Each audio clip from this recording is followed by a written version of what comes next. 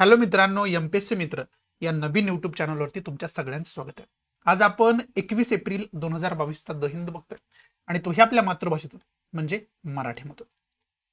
पहिल्यांदा आपल्या लेक्चरचं स्वरूप सांगतो. पहिल्यांदा आपण ज्या काय महत्त्वाच्या न्यूज असतात त्या डिस्कस करत असतोय आणि त्यानंतर बाकी एडिटोरियल वगैरे एखाद्या वेळेस महत्त्वाचं असलं तरच आपण डिस्कस करत असतोय. सहसा आपला भर जो असतो तो ज्या काही महत्त्वाच्या न्यूज आहेत ना त्याच्यावरती असतो. त्यामुळे बघूया 21 एप्रिल 2022चा द हिंदू आपल्याला काय सांगतोय. पहिल्या न्यूज पासून डिस्कस करण्यास सुरुवात करूया. So let start. पहिली आपली न्यूज जी आहे ना ती विशेष करून जहांगीरपुरी मध्ये जे काही इन्सिडेंट झाला त्याचे रिलेटेड. तिथं त्यानंतर एक महत्त्वाची आणखी एक घटना काय झाली तर जे काय अनधिकृत बांधकाम आहे ते खरं तर पाडण्यात येत आलं. त्यामुळे आणि त्याच्यामध्ये सुप्रीम कोर्टानं सुद्धा इंटरव्हेन्शन केल्यामुळे खरं तर ही जहांगीरपुरी हे ठिकाण जे आहे ते जास्त न्यूजमध्ये आलं दिल्लीमधलं. परंतु जहांगीरपुरीचं एक इन्सिडेंट आपल्याला लक्षात घेणं गरजेचं आहे. विशेष करून तिथं राईट्स झाले होते हनुमान जयंती दिवशी आणि रामनवमी सुद्धा तिथं काहीतरी पडसाद आपल्याला पाहायला मिळत. मग त्या अनुषंगाने आपल्याला खरं तर याच्यातून की पॉईंट घ्यायचा आहे. बाकी न्यूजमध्ये काय दिलंय हे इम्पॉर्टंट अजिबात आपल्यासाठी नाही. फक्त न्यूज कशाशी रिलेटेड आहे हे रिलेशन आपल्याला समजायला पाहिजे कुठं. आणि ते रिलेशन विशेष करून रिलिजियस रिलेशन खरं तर रिलेशन आहे. रिलिजियस कसं काय आहे तर जे काय राईट्स झाले, आता राईट्स जे होत आहेत, दंगे जे होत आहेत ते भारतामध्ये अनेक ठिकाणी होत आहेत. महाराष्ट्रामध्ये सुद्धा तशा पद्धतीची सिच्युएशन निर्माण झालेली आहे. त्यामुळे आपल्याला धार्मिक आधारावरती जे काही प्रश्न विचारले जातील त्या दृष्टीतून आपल्याला अभ्यास करणं खरं तर गरजेचं आहे. मग ते प्रश्न कसे विचारले जातील तर पहिलं तर पॉलिटीच्या दृष्टीतून आपण म्हणू शकतोय की फ्रीडम ऑफ रिलिजन जे आपल्याला दिलेलं आहे, धार्मिक स्वातंत्र्य जे दिलेलं आहे आपल्याला, विशेष करून कलम 25 ते कलम 28 आपण डिटेलमध्ये अभ्यास करून ठेवायला पाहिजे. हा पहिला की पॉईंट आपला या न्यूजच्या अंतर्गत होऊ शकतो. त्याचबरोबर धर्मनिरपेक्षता म्हणजे सेक्युलरिझम ही कन्सेप्ट आपल्याला आपल्या भारतीय घटनेच्या प्रस्तावनेमध्ये दिलेली आहे, प्रिअम्बलमध्ये दिलेली आहे सेक्युलरिझम ही कॉन्सेप्ट. त्यामुळे या कॉन्सेप्टचा आपण डिटेलमध्ये अभ्यास करून ठेवणं गरजेचं आहे, जेणेकरून याच्यावरती कसा जरी क्वेश्चन विचारला तरी तो आपल्याला यायला पाहिजे. आणि फ्रीडम ऑफ रिलिजन हा फंडामेंटल राईट्स आहे आपला, म्हणजे मूलभूत अधिकार आहे धार्मिक स्वातंत्र्य आपला. त्यामुळं डायरेक्टली आपण काय करायचं आहे तर तिसरा महत्वाचा की पॉईंट म्हणजे कलम 12 ते कलम 35 आपल्या भारतीय राज्यघटनेमधलं कशाशी रिलेटेड आहे तर मूलभूत अधिकारांशी रिलेटेड आहे, फंडामेंटल राईट्सची रिलेटेड आहे. त्यामुळे या सगळ्याच कलमांचा आपण डिटेलमध्ये अभ्यास करून ठेवणं अत्यंत गरजेचं आहे. त्या दृष्टीतून खरं तर आपण याचा अभ्यास करायला पाहिजे. आणि बाकी महत्वाचं म्हटलं तर आता भारतामध्ये बघितलं तर धर्माच्या आधारावरती अनेक वेळा दंगे झालेले आहेत. त्यामुळं एक धार्मिक दूषीकरण होते की काय समाजामध्ये त्याचा सुद्धा आपण एक केस स्टडी म्हणून अभ्यास करून ठेवायला पाहिजे. त्याचबरोबर जागतिक पातळीवर गेलं तर शस्त्राच्या जोरावरती अनेक कंट्री काय करतायत तर जे डेव्हलपिंग कंट्रीज आहेत, पुअर कंट्रीज आहेत त्यांच्यावरती स्वतःचा प्रभाव टाकण्याचा प्रयत्न करतात, ते मग शक्तीच्या जोरावरती. मग ते रशिया आणि युक्रेनवरती हमला केलेला असू द्या किंवा अफगाणिस्तानमध्ये तालिबाननं शस्त्राच्या जोरावर सत्ता हस्तगत केलेली असू द्या किंवा मग पाकिस्तानमध्ये मिलिटरीचं वर्चस्व असू द्या. या सगळ्या घटना बघता आपल्याला जागतिक पातळीवर वरचा जर एक सर्वांगीण विचार करायचा झाला तर शस्त्राच्या जोरावरती सत्तेवरती येण्याचं प्रमाण खूप वाढलेलं आपल्याला पाहावयास मिळते. त्यामुळं कुठंतरी डेमोक्रेटिक वर्ल्ड म्हणजे लोकशाही जे जग आहे ते कुठंतरी ऑटोक्रेसीकडे चाललं आहे का किंवा हुकुमशाहीकडे चाललं आहे का याचा सुद्धा आपल्याला कुठंतरी अभ्यास करणं गरजेचं आहे. अशा पद्धतीचा क्वेश्चन सुद्धा युपीएससी कधी कधी विचारू शकते, कधीतरी विचारू शकते. त्यामुळे त्या अनुषंगाने सुद्धा आपण या सगळ्या प्रकरणांकडे बघू शकतोय. समजते तुम्हाला? त्या दृष्टीतून ही न्यूज महत्वाची आहे असं आपण या ठिकाणी म्हणू शकतो. पुढची न्यूज आहे आयुष थेरपीशी रिलेटेड. खरं तर ही न्यूज आहे आणि आयुष थेरपी ही विशेष करून आयुर्वेदा, युनानी सिद्ध जे आहे म्हणजे विशेष करून जे काही पारंपरिक उपचार खरं तर आरोग्याशी रिलेटेड होत आलेले आहेत त्याला प्रमोट करणारी एक सरकारची योजना आहे असं आपण खरं तर म्हणू शकतो.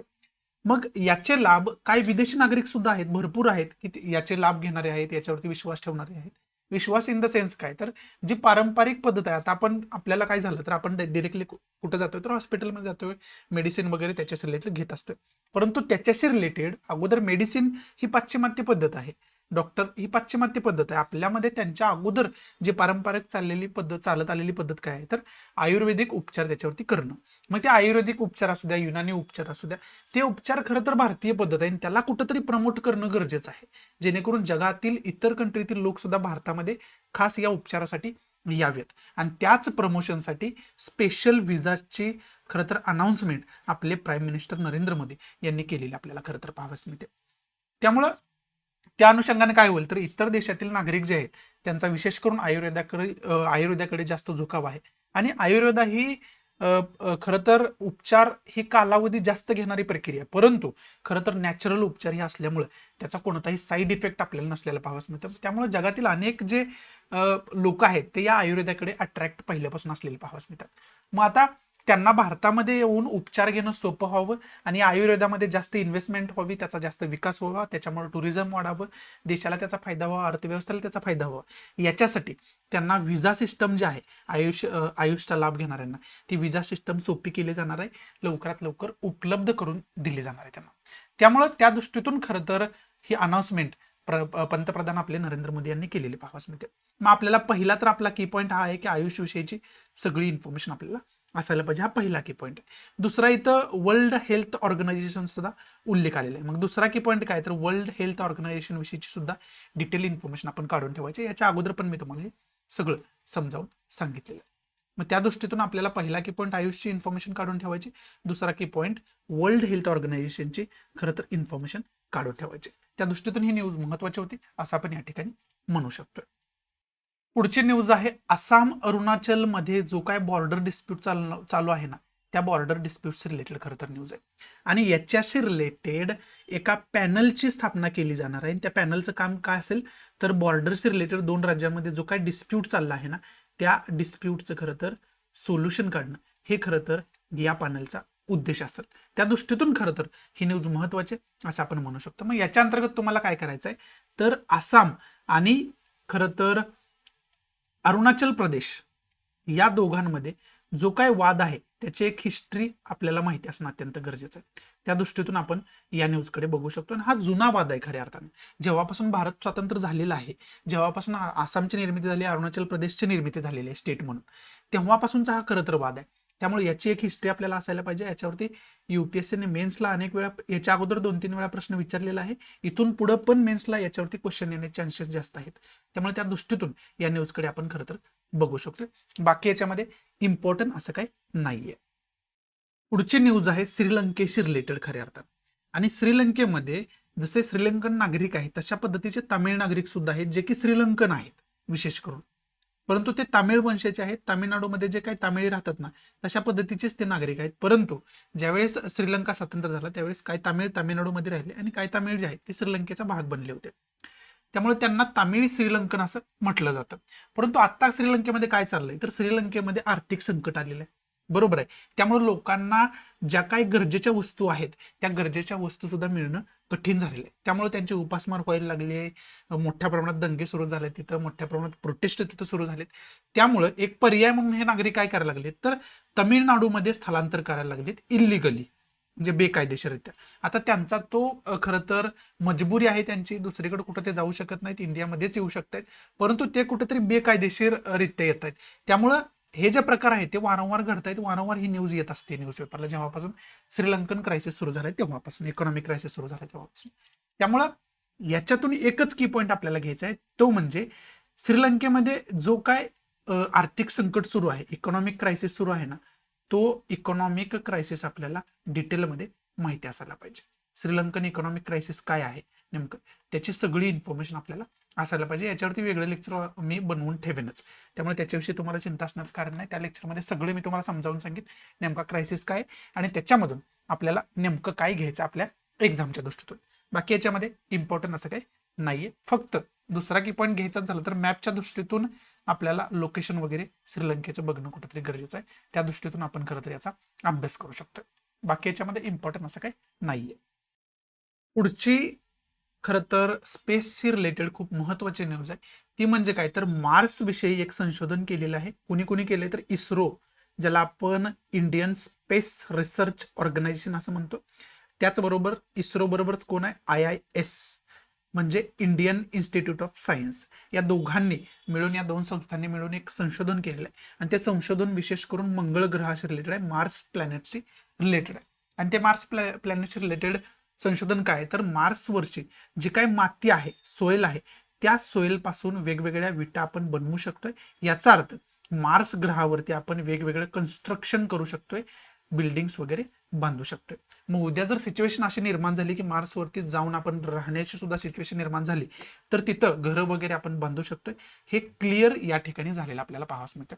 मार्सवर आपण राहू शकतोय की नाही राहू शकतोय याच्यावरती अजिबात संशोधन झालेलं नाही, तो अजून संशोधनाचाच मुद्दा आहे. याच्यावरती फक्त संशोधन हे झालेलं आहे, या न्यूजमध्ये सांगितले की तिथं बिल्डिंग्स आपण बांधू शकतोय, घरं वगैरे बांधू शकतोय, कन्स्ट्रक्शन काम करू शकतोय, एवढं फक्त संशोधन झालेलं आहे. त्यामुळे त्याच्यामध्ये तुम्ही कन्फ्यूज होण्याचं काय कारण नाही. त्यामुळं आता ही न्यूज कशा दृष्टीतून महत्वाची आहे? ही न्यूज जॉग्राफीच्या दृष्टीतून महत्वाची आपल्याला. कारण का तर जॉग्राफीच्या दृष्टीतून आपण याच्यासाठी पॉइंट्स घेऊ शकतोय. पॉइंट्स म्हणजे काय तर मार्स विषयीची डिटेल इन्फॉर्मेशन आपल्याला असायला पाहिजे. आणि ग्रहांची एक रचना आहे, ग्रहांचा एक सिक्वेन्स आहे, तो सिक्वेन्स आपल्याला माहिती पाहिजे. जसं की सूर्य आहे पहिल्यांदा सन, आणि त्याच्या राऊंडनी फिरणारे जे ग्रह आहेत त्यांचा एक सिक्वेन्स आहे, तो सिक्वेन्स आपल्याला डिटेलमध्ये माहिती असणं गरजेचं आहे. समजते? जसं की MV EM JSUN, MV EM JSUN, समजते? मग तुम्हाला ह्या सिक्वेन्स डिटेलमध्ये माहिती असणं गरजेचं आहे. जसं की पहिला मग सूर्याच्या जवळ कोणता आहे तर मर्क्युरी आहे, त्यानंतर व्हेनस आहे, त्यानंतर अर्थ आहे, त्यानंतर मार्स आहे, त्यानंतर ज्युपिटर, सॅटर्न, युरेनस आणि नेपच्यून. नेपच्यून हा काय आहे तर डॉर्फ प्लॅनेट आहे, म्हणजे तो प्लॅनेट कॅटेगरीमधून काढून टाकण्यात आलाय. मला वाटतं 2006ला ते संशोधन झालं होतं. त्यामुळे हा जो सिक्वेन्स आहे ना, तो सिक्वेन्स तुम्हाला खरं तर डिटेलमध्ये माहिती असणं अत्यंत गरजेचं आहे, आणि त्याचे इन्फॉर्मेशन तुमच्याकडे असायला पाहिजे. समजते? अशा पद्धतीने आपण जॉग्राफीच्या दृष्टीतून या न्यूजकडे बघू शकतो. आणि मार्सशी रिलेटेड आपण कोणकोणते इस्रोनं कोणकोणते मिशन्स आतापर्यंत लॉन्च केलेले आहेत, विशेष करून कशासाठी तर मंगळ ग्रहाचं संशोधन करण्यासाठी, मार्स प्लॅनेटचं संशोधन करण्यासाठी, त्या मिशन्स विषयीची सुद्धा तुम्हाला डिटेल इन्फॉर्मेशन असायला पाहिजे. आणि साधा जर की पॉईंट याच्यातून घ्यायचं झालं तर इस्रो विषयीची इन्फॉर्मेशन आपण काढून ठेवायला पाहिजे, आणि इंडियन इन्स्टिट्यूट ऑफ सायन्स विषयीची इन्फॉर्मेशन आपण काढून ठेवायला पाहिजे. याचा उद्देश काय आहे, स्थापना कधी झाली वगैरे वगैरे. समजते? बाकी याच्यामध्ये इम्पॉर्टंट असं काही नाहीये. पुढची न्यूज आहे ती वीर कुंवर सिंग या पर्सनॅलिटीशी रिलेटेड आहे, व्यक्तिमत्वाशी रिलेटेड आहे. बीजेपीने सांगितलं की त्यांचं जी काही जयंती आहे ती जयंती खरं तर 23 एप्रिलला साजरी केली जाणार आहे मोठ्या उत्साहाने, असं त्याच्यामध्ये सांगितलं आहे. ती आपल्यासाठी अजिबात इम्पॉर्टंट नाही आहे. आपल्यासाठी इम्पॉर्टंट ही पर्सनॅलिटी आहे वीर कुंवर सिंग. हे व्यक्तिमत्व आपल्यासाठी इम्पॉर्टंट आहे, कारण 1857चा जो उठाव झाला होता ना, त्या उठावामध्ये यांचा खूप महत्वाचा रोल होता. हे बिहारमधून खरं तर बिलॉंग करत होते, आणि 1857च्या उठावामध्ये एक यांचा खूप महत्वाचा रोल मानला जातो. त्यामुळं कुंवर सिंह ही पर्सनॅलिटी जी आहे ती खूप महत्वाची आहे, त्यांच्याविषयीची डिटेल इन्फॉर्मेशन आपल्याला असायला पाहिजे. हा पहिला की पॉईंट या न्यूजमधून आपण घेऊ शकतोय. आणि दुसरा की पॉईंट काय घ्यायचा तर आपल्याला 1857चा जो उठाव होता ना, त्या 1857च्या उठावाविषयी डिटेल इन्फॉर्मेशन आपण काढून ठेवायला पाहिजे. शिपायांचं बंड सुद्धा त्याला म्हटलं जातं. यात हे दोन की पॉईंट खरं तर हिस्ट्रीच्या दृष्टीतून आपण अभ्यास करून ठेवू शकतोय.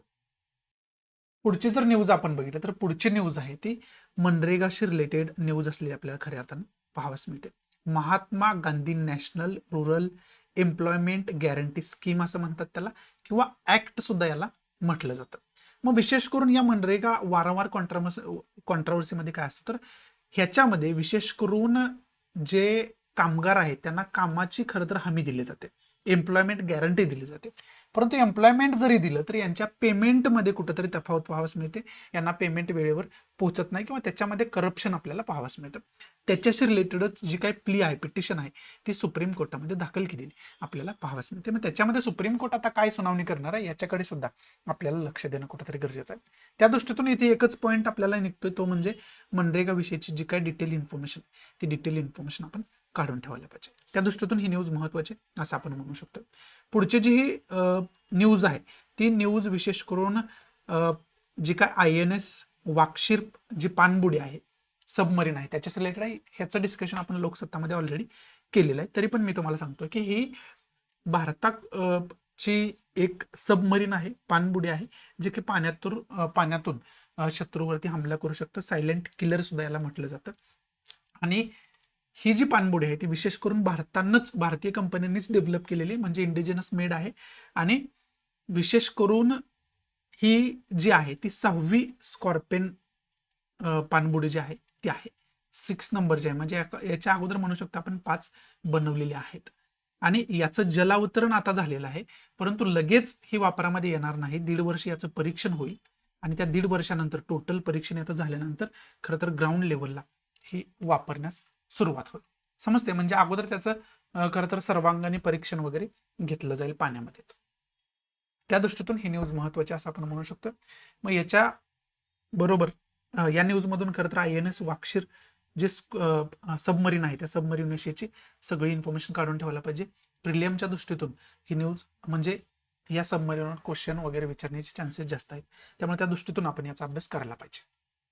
इथं खरं तर द हिंदूतल्या ज्या काही महत्वाच्या न्यूज होत्यात ना, त्या न्यूज खऱ्या अर्थानं समाप्त होत आहेत. आशा आहे की मी तुम्हाला चांगल्या पद्धतीनं या न्यूजचं एक्सप्लेनेशन देऊ शकलो असेल. जर आवडत असेल तर प्लीज लाईक करा, नसेल तर डिसलाईक करा. डिसलाईक का केलं हे कमेंट बॉक्समध्ये नक्की सांगा, जेणेकरून तुमच्या इन्स्ट्रक्शननुसार त्याच्यामध्ये मी इम्प्रोव्हायझेशन करू शकेन. So thanks for watching. भेटू आपण अशाच एका इंटरेस्टिंग नवीन लेक्चरमध्ये. तोपर्यंत गुड बाय, टेक केअर, जय हिंद.